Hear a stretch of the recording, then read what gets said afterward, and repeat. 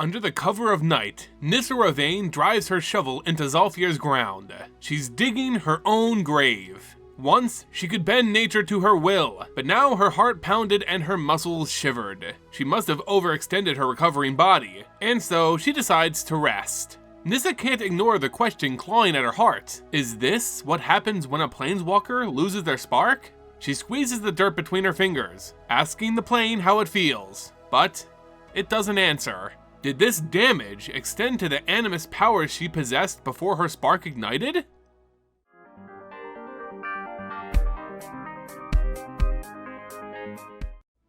Hey everyone, and welcome back to the Aether Hub. I'm Simon, bringing you more Magic the Gathering lore. Today we start the story of Aftermath, the epilogue of March of the Machine. With new Phyrexia locked from reality, the multiverse begins its long journey towards healing.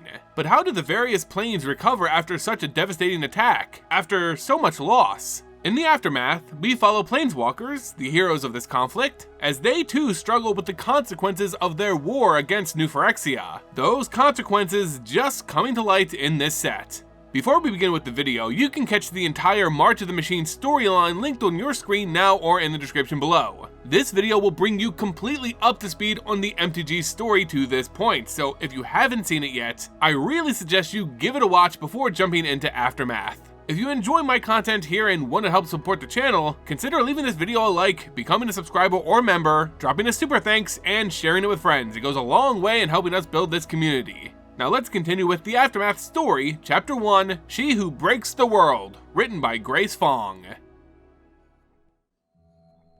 The others couldn't explain what happened to Nissa, only accounts of the battle and her revival. Karn suspected her spark had been damaged when her mind and body were altered by the Phyrexians. But Nissa wasn't the only planeswalker to be affected. Teferi and Koth's sparks too were fading. Koth had sacrificed his to Compleat, Nissa and Ajani. Teferi's, however, well, there was no obvious reason. Chandra and Ajani seemed to be the only ones who still possessed their planeswalking abilities. The Silex had exploded in the blind eternities, punching holes in the space between planes. Maybe the multiverse was pruning this mysterious power granted to them in an effort to heal itself.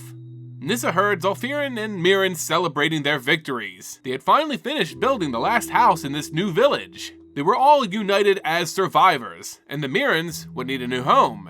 They invited Nissa, but it wasn't the same to her. Her home on Zendikar still existed, but it was now locked away in a multiverse she could no longer traverse. She didn't want to bring her friends down as they moved on happily with their lives, so she reached down to the dirt looking for comfort. She didn't find it. Instead, she found out how difficult it was to dig a hole big enough to bury her Phyrexian carapace, how much effort it required. Though her friends were able to cleanse it with Halo, the metal still remained, along with the dried blood of her friends.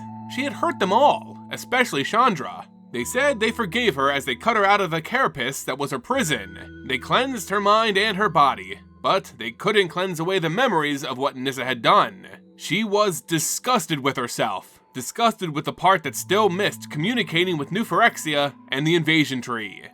As she tries to heave the carapace into the hole, she hears a voice behind her. Chandra had seen her leave the party and followed Nissa. Nissa doesn't want Chandra to help her, but she relents. Chandra's hair ignites, and the Phyrexia metal bends to her touch, melting into slag. She picks up a shovel to help bury the formless skeleton, but Nissa tells her to rejoin the celebration.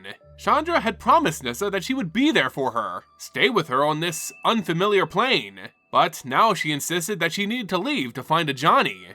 Ajani had earlier planeswalked away, and Chandra was now the only one left who could follow him. She expected Nissa to wait for her. Nissa, however, didn't want to wait, but then again she had no choice. Not anymore.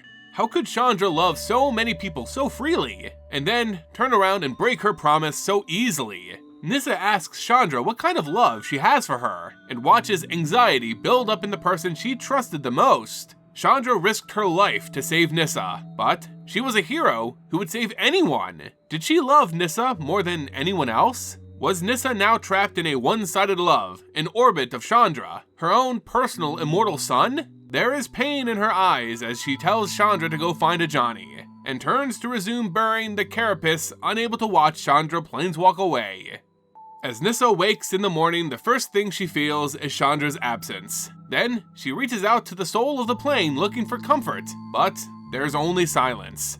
She decides to visit the sprout that used to be Wren, growing fast on the hill that overlooked the village. Nissa had only spoken to Wren once before, but she felt a kinship with the dryad who bonded with the invasion tree. Nissa tries to remember the song she heard when Wren knit her body to the tree, the one beautiful thing she remembers amongst the horrors of Phyrexia. She meditates, trying to remember the song, reaching into the roots of her soul. A song lies beyond the silence, but so does a ringing from somewhere else. She tries again, reaching out to the song, but the ringing separates into voices of those she despises, the Eldrazi, Bolas, and Phyrexia.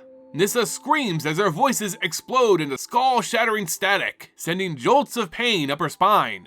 When she opens her eyes, she's lying on the ground, realizing that every being who had ever touched her was buried within her soul. Nissa spent so much effort connecting to others that she had inadvertently severed her own bond with the multiverse.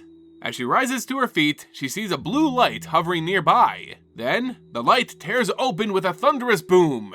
Nissa dodges as a massive creature emerges, a predator with deadly claws unlike anything she's ever seen before. Golden fissures of lightning trace along the beast's body while Nissa grabs her staff and charges it with magic. The desert grass braids itself into a rope at her will, entangling the creature's legs, but then they crumble to ash. The twisted wood of Nissa's staff comes to life as she pulls a sword from its heart. The sword glows green with her magic, vines curling around Nissa's wrists as she dodges the beast's attacks. She drives her sword into one of the lightning fissures on its body, sending spiked vines to immobilize it. The creature shakes and rises as the vines burn away, and Nissa pleads with the ley lines for help. Again, no answer. Zolfir couldn't hear her. The creature charges, catching Nissa in its claws, tossing her several yards away. The beast charges again, but is lifted off the ground, angrily suspended as Koth helps Nissa to her feet. Nissa sees Karn wrap his massive metal arms around the creature's neck, as Teferi lets go of his time spell that he used to snag the creature. Time resumes and the beast wrestles against Karn's grip, but its claws are useless against steel, while lightning bursts from its skin, throwing everyone to the ground. They stand again, Koth helping Nissa as the beast barrels into the distance, followed by ominous storm clouds.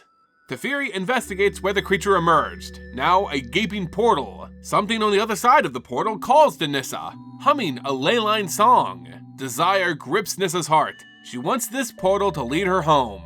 She asked if anyone else thought they should go through to investigate. Karn shakes his head, explaining that Realmbreaker could have punched any number of holes through the planes that might lead to the Blind Eternities. That going through this portal could instantly destroy any of whom who do not possess a spark. Nissa argued that the creature wasn't destroyed, but Teferi points out that the strange creature could have been a Planeswalker. There were an infinite number of possibilities as to where this portal could lead. To step through it would be a leap of faith.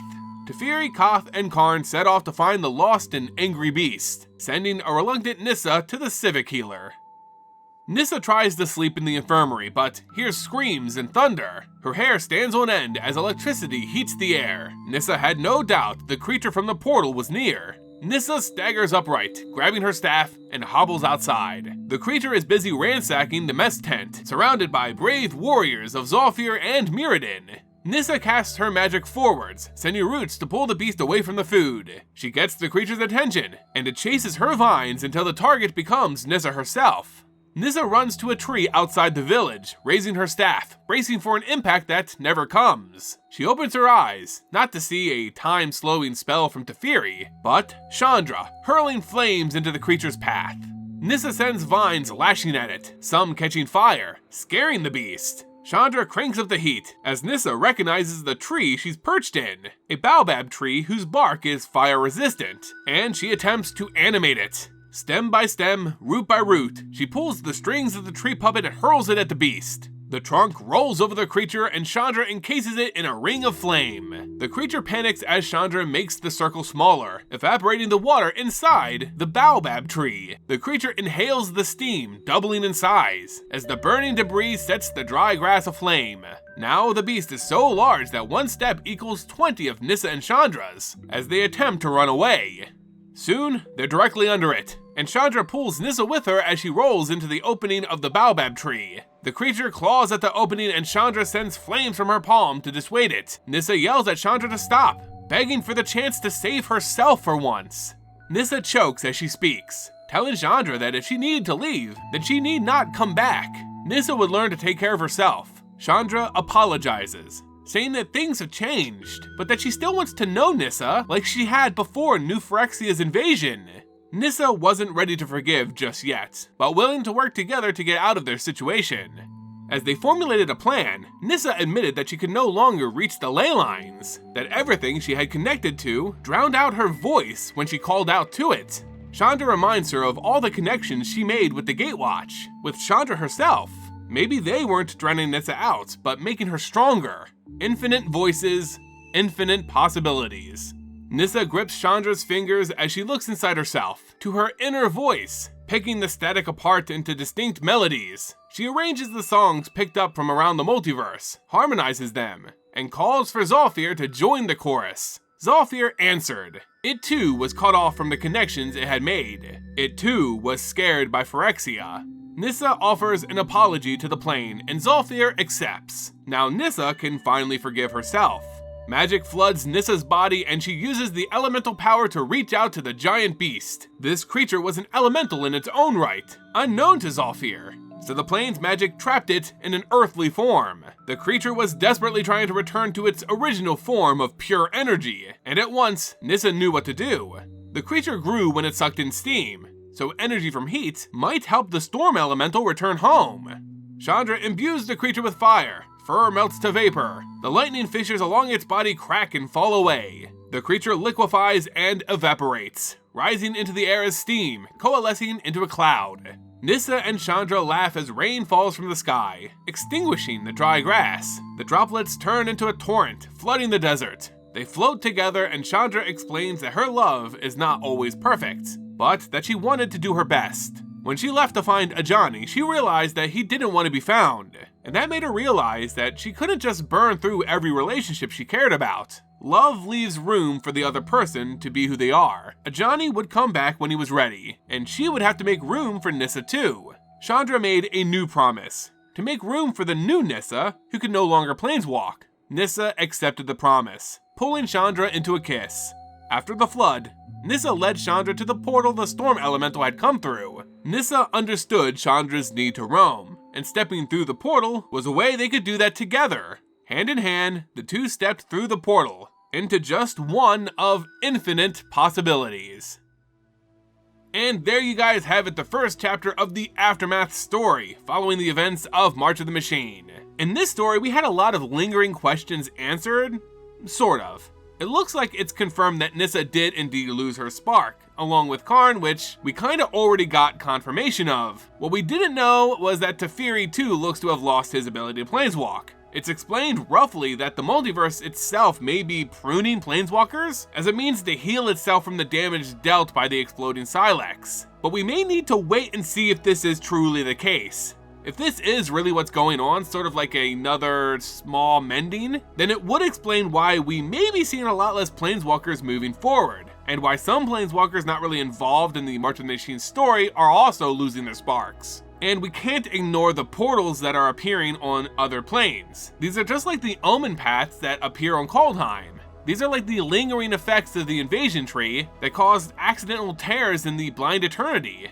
This is going to be crazy for story development as we see more prominent stories told by native plane inhabitants rather than just planeswalkers. And I don't want to toot my own horn, but I did predict something very similar in my speculation video for Aftermath. Just to show the receipts, you can watch the video linked on your screen now or in the description below. Anyway, that's going to do it for today's video, guys. Make sure you hit that subscribe button and tick the notification bell so you don't miss the next chapters of Aftermath's story. If you liked it, consider becoming a channel member, dropping a super thanks, and sharing it with friends. It goes a long way in helping us build the community here. Thanks so much for watching, guys, and until next time, see ya!